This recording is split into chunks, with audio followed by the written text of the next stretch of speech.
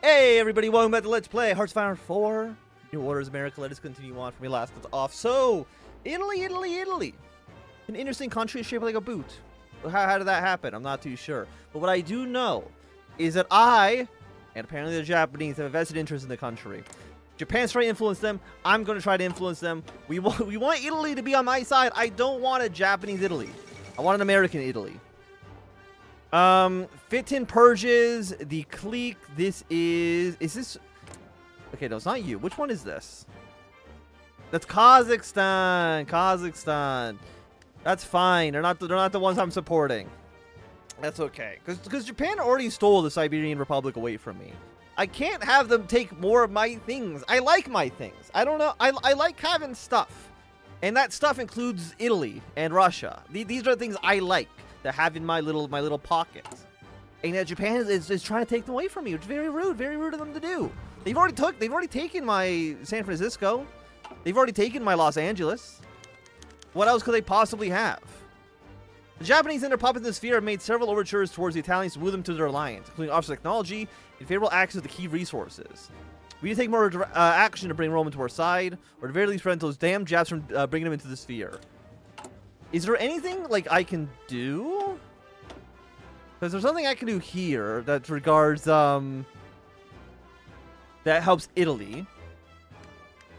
Vladivostok, Korean. We can, like, try to destabilize Japan, but I don't know what that really will actually do for us. Okay. National focus. What do we want to take? Yeah, no, I know what I want to take. We need to, get the pressing issues. We need to get the Civil Rights Act passed. Do we need to send, like, a spy to Italy? I don't think that makes any sense. I don't think that's how this works. But you know what? Why not? Because right now he's in Washington. Why don't you, my good friend, go to Rome, figure out what the hell's happening there? Fire the people. Any playwright knows that words alone will not rouse an audience. The timing of an unbited sob, the body language of a soliloquy, the tone of an offhanded phrase, it is the precise direction that elicits the emotional response, swelling until the cathartic release. The voice of elder farmers in Hawaii hardened as they recount the Japanese eviction, making them foreigners in their own homes. These proud men were laid low by injustice, and America's rage smoldered on their behalf. The mother of four, whose sons were obliterated in an instant by a Japanese battleship, stifled a sob as she remembered burying 4 caskets on a single day. She did not need to say more, for America wept for her. The veteran, whose remaining hand shook as he described the metallic taste coating the mouth of a dead soldier. Or when a dead soldier detonated into a meaty mist, vaporizing a sergeant with shrapnel cleaved through his arm. America recalled that Japanese barbarism, an act of a race of beasts playing at being human. Such indignities, such sorrow, such horror. This is the legacy of the last war, recalled in every waking moment by the occupation of Hawaii and the treaty ports. America endured, but this is not life. The crowd roared and wailed, shaking their fists at the rally. It reaches the emotional zenith when the NPP congressman leading his constituents in a herald cry, America will be whole again. Okay, doctors available. Let's get fleet coordination plus 20%. We'll get the 250 political power. What do I want to do with you? Is there anything we can do in our area? Special mission, down Democrats, Marxists, or the sovereignist. The things we don't really care about too much. How's the economy doing, by the way? Inflation down to 5.19. Like it's on its way down, but it is still difficult to say the least. Reserves, we have nothing in reserves. Debt ceiling is unlimited. National debt 273 million. Interest of 1.5. Honestly, that's actually not too bad. Anything else we want to get rid of? Science. 4 billion. We're spending a lot of money on social spending, which we need to do. But I think we're basically we're good on most other fronts, at least for right now. Foreign policy. Coordination, we don't care about you too much. Napalm use. Active for 10 days. They get air superiority, but what does that actually do? Right? Because they're not actually at war with anybody. So I can't imagine that actually does anything to actually help them out. Anything we want to do with you? Let's do a military shipment. Let's send some infantry equipment. Industrial support. Spend another 45 million for that. And then for Japan, let's destabilize Japan at least a little bit more. Sounds like a fine strategy to me. Oh, God. Oh, the battle for Italy. There's actually a whole thing in here. Okay, okay. The death of Le Rochelle. Government of Bordeaux recently announced Prime Minister of France has died of throat cancer.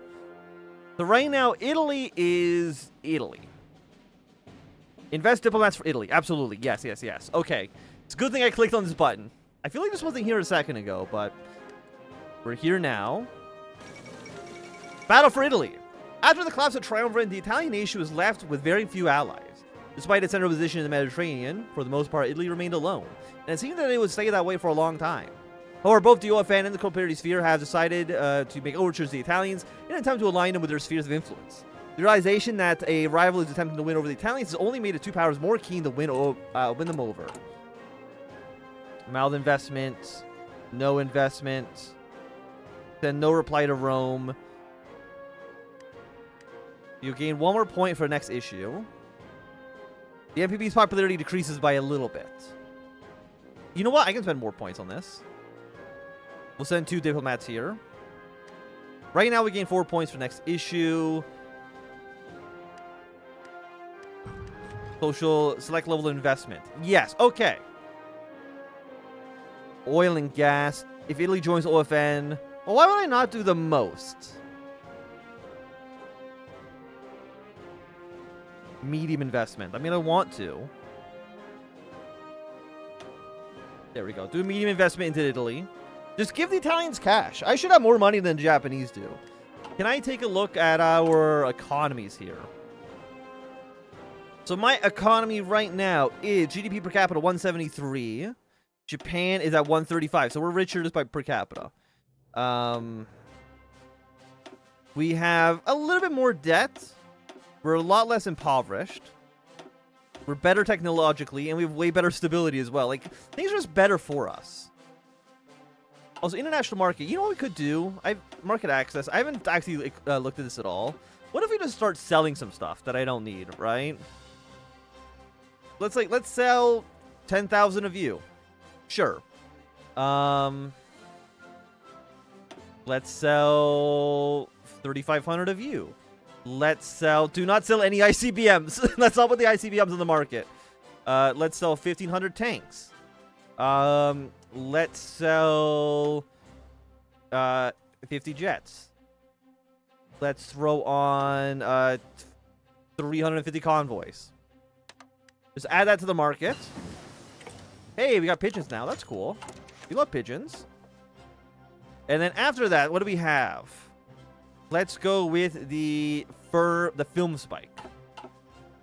Why expand the UFN? But both the Cooperative Sphere and the Organization of Free Nations courting the newly democratic nation of Italy, there has been an increased push from within the United States to attempt to convince the government to put more effort into convincing the newly appointed Italian government. Political analyst Jean Kirkpatrick, writing for Commentary magazine, also weighs in on the issue with a new article, Why Expand the UFN? In the article, Kirkpatrick refers to the Empire of Italy as a Western nation within Western institutions, claiming that the administration of Italy to an alliance would provide a crucial counterweight to increasing German influence on both Europe and the world. Access to the Mediterranean, the Middle East, and the oil that it brings are all crucial to the United States and our allies, Kirkpatrick argues. While the Middle East may be relatively stable for now, under a variety of Italian-aligned regimes and dictatorships, the probability of it remaining this stable is unlikely. This new threat may come from the Islamists or from the Nazis themselves. But Italy would play a crucial ally in the region. Kirkpatrick calls for the president and the government to, in general, to increase diplomatic overtures in an attempt to woo over the Italians into an alliance, by making any means necessary, be it military or economic promises. Kirkpatrick argues that its no cost is too high for the new strong ally in Europe. I butchered that horrendously. So right now we have no points. Politics of petrol. How often do these go? Italian democracy is a beautiful thing. After years of fascist oppression and mismanagement, the Italian people have thrown off Mussolini's shackles and embraced the democracy. But Italy is also a very new democracy, a nation guaranteed to flounder if they try to hack it on their own. Italy needs to be guided by a firm hand of an elder relative with 2 centuries experience in liberal democracy, and his name is Uncle Sam. Battle of Italy is a lot like an auction. The Italians announce on an issue on which they would like to cooperate with a major power, and this issue would be transoceanic tourism, or agricultural exports, or even espionage. We and the Japanese, in turn, bid our political power to secure a favorable agreement with the Italians. If we consistently make large enough investments, we can push Italy firmly into the UFN. This would give us access to a powerful military ally with control over the abundance of Middle Eastern oil. More importantly, it will deny the same to the Japanese, choking them off of yet another supply of resources yet again. Depending on the issue Italy chooses and our own investment in them, the benefits of Italian membership of the OFN will be quite dynamic. Of course, we can tip the scales in this little auction. With a small political investment, our top diplomats in the United States Information Agency can sway the Italians to our perspective. For instance, by slandering Japanese manufacturing, we can push Italy closer to the OFN. Of course, the Japanese will likely be able to pull the same stunts as well, and we'd be wise to spend as much as we can afford to get Italy on our side. Okay, issue negotiations, Japanese proposal. So the Japanese are just not invested at all. Okay. Our offer to the Italians is being drafted. Italians have chosen to give this issue minimal importance, which is level 1. They will not be able to choose this level again. If Italy, okay, so always false. So we're winning because we've chosen medium, which maybe was a bit too much. I don't know because they're doing 0. We did 3. Decrease Japanese influence will increase our influence. Right, drilling equipment, and again we've done medium.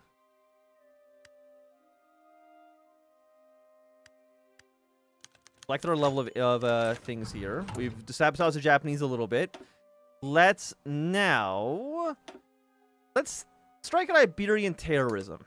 See if we can get Iberia on our side as well. Yeah, so I think because we did medium, which is level 3, we should be good. I think we will win. So maybe, I guess we probably went too high, but that's okay. Community unity.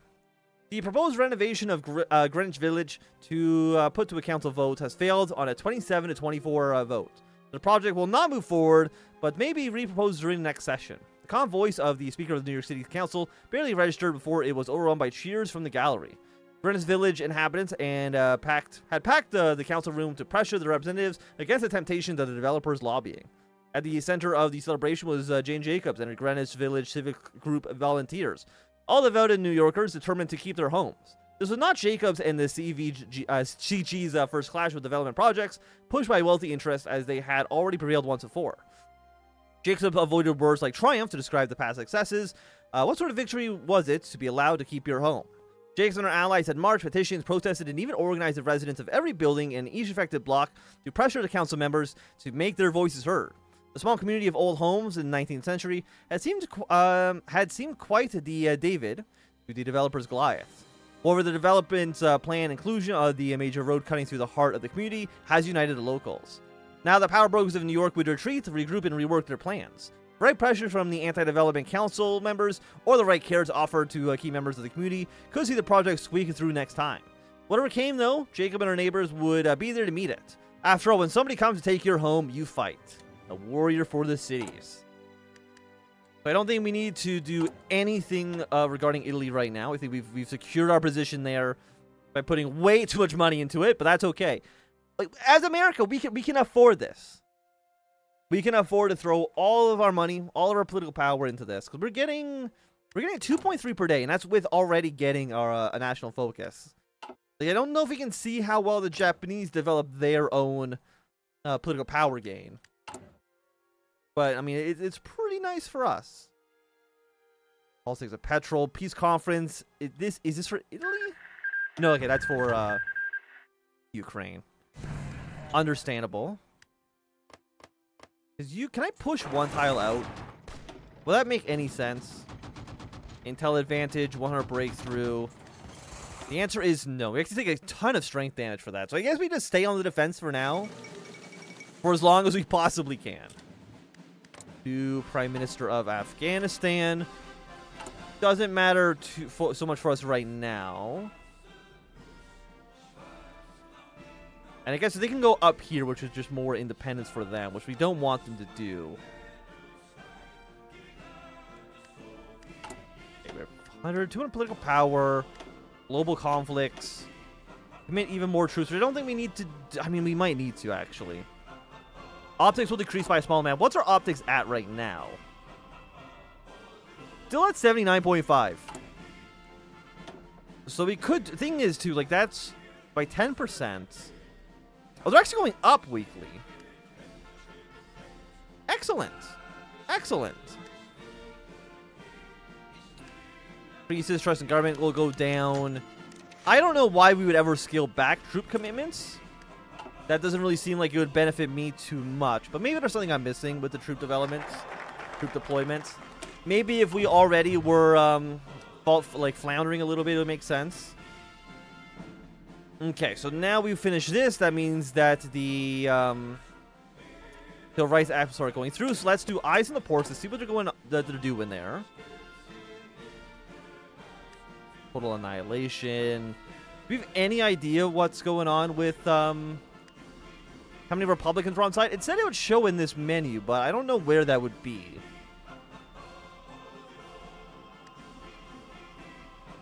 Again, we've still done medium. Japanese shows none. Minimal importance.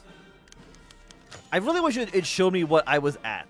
I'm pretty sure we're on medium still.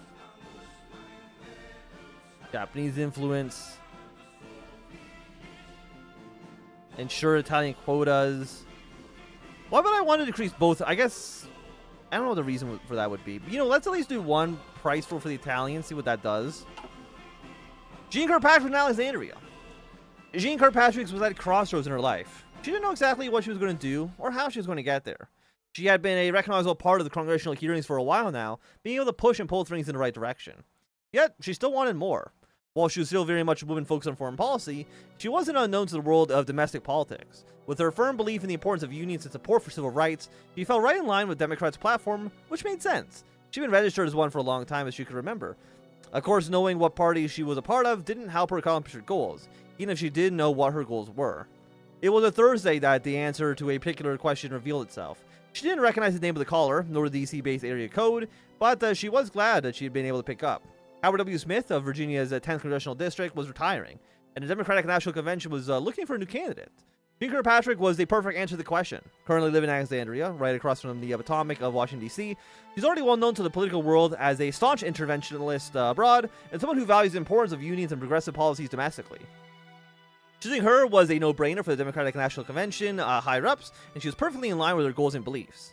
Without a moment of hesitation, Kirkpatrick accepted. A million thoughts were already racing through her mind, and she was already compiling a list of things that she had to do. From making signs to making calls, she visited a very busy next couple of days. Hidden lives in the urban world. Philip Harp was rarely thought about sidewalks beyond whether or not streets had them, and if they had been paved correctly. He certainly never thought about what effect they would have on social order. Yet, the book he was reading, titled The Death and Life of the Great American Cities, and its author, Jane Jacobs, opened his eyes to urban matters that he never considered before, having previously considered cities merely amalgamations of people and concrete. Jacobs claimed that sidewalks acted as a stage for an intricate ballet, in which the individual dancers and ensembles have all had distinctive parts which miraculously reinforce each other and compose an orderly whole.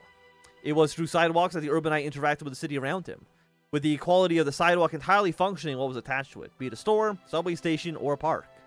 Even more interesting was Jacobs' concept of walkable sidewalks, helping to prevent crime. It is, after all, that criminals are less inclined to operate within view of the public. Rather than relying on a continual police presence, Jacob asked, why not instead encourage the degree of passive social surveillance through promoting walkable cities and streets? Through ensuring buildings facing roads and neighborhoods had plenty of watchful, disapproving eyes, discouraging any ne'er-do-wells. Hart put the book down. Arthur, please get in touch with Ms. Jane Jacobs in New York. Tell her I admire her struggles for her community and that I've been reading her book. If it's all right with her, I have a few questions about her ideas. They nodded and hurried off to the errand as Hart continued reading the book. He wanted to be prepared for his meeting with James Jacobs, after all. A new kind of city? Or an older one? It looks like 2024 Twitter has somehow affected 1966 political theory. Into the jaws of democracy. It had been long, grueling work to get to this point, but we can finally say to no small amount of pride that the Civil Rights Act has officially reached the Senate. It's a small victory, but we have miles of winding halls of bureaucracy to guide our bill through, but it is a victory nonetheless. No time to celebrate, however, because the bill is now firmly in the gaping maw of American Democrat republicanism. In order to debut on the Senate floor, the bill must first pass through the Senate Judiciary Committee, which is currently headed by one James Oliver Estlund, a bona fide card-carrying rabid segregationist. Under normal circumstances, we might let him have his way and delay the bill into perpetuity, so that we don't rock the boat too much. However, these are not normal circumstances. The Civil Rights Act must be made into law if these United States are to continue to call themselves the defender of freedom, equality, and true democracy in a dark fever dream of this world.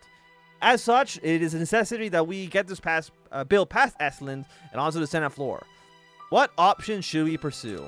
Let's give LBJ a call. So we got 17 days on you. You are all diverted to the military. We don't want to do that. So, I mean, I feel like everything... We got a new president elected to Brazil. As the Brazilian election of 1965 come to an end, Juscelio Kubitschek entered Brasilia's Palácio do Planalto, whose construction he oversaw. The president of Brazil, for the second time in a decade, is with the last round, he ran as a candidate for the center-left BSD PDB coalition. Okay, he's a known variable. Is that good or bad for us? He's still an OFN partner. Is there anything we can do with Brazil? Use ODN supports. Military is still somewhat loyal. Let's strengthen pro-American sentiments in the area. Seems like a good place to start. And eyes on the port. So that's going to be 10% description. What's wrong with me today? Decryption, 10%. The phone call. Lyndon Blaine Johnson, LBJ, Landslide Lyndon, Jumbo, in some circles. Love him or hate him, he might just be the most effective Senate whip in American history. He runs a damn Senate like his personal kingdom, and it might as well be. When LBJ dies, that man will just give St. Peter the Johnson treatment until they let him in. He might not be able to sell snow to an Eskimo, but goddamn if that Eskimo isn't going to end up with a few pounds of snow one way or the other. More to the point, however, he's an influential, powerful, experienced political figure, and he is sympathetic to the civil rights cause. He was an obvious choice to help the Civil Rights Act get through Estland's committee. And he's come up with a rather ingenious solution. According to a few archaic bylaws and regulations, we could just push the bill right past the Judiciary Committee and out to the Senate floor. LBJ's help is greatly appreciated, but at the same time, if we go with his plan and force the bill to a vote, we'll piss off the nationalists even more, and they may end up filibustering the bill. If they do filibuster, the act is dead in the water, and who knows where we stand. Do we take the risk and hope that they don't filibuster, or do we just pray Esmond lets the bill through? Force it through. Force that bill through to the Senate floor immediately. Hey! Death of Supreme Court Justice. Let's fill a vacancy. So does that automatically apply? No, not yet. It seems like. So we still got a little bit of time. But again, the Nationalists. It says that they are still cooperative in the coalition. Which is good. So I think they should support, especially since we didn't meet with civil rights leaders. We didn't sidelight them. So they should, I'm hoping, accept this. But I'm hoping that you will also at home accept this is going to be the end of the episode. So if you enjoyed my thumbs up, not enjoying, you can always thumb down. If you want to see more, subscribing. Goodbye.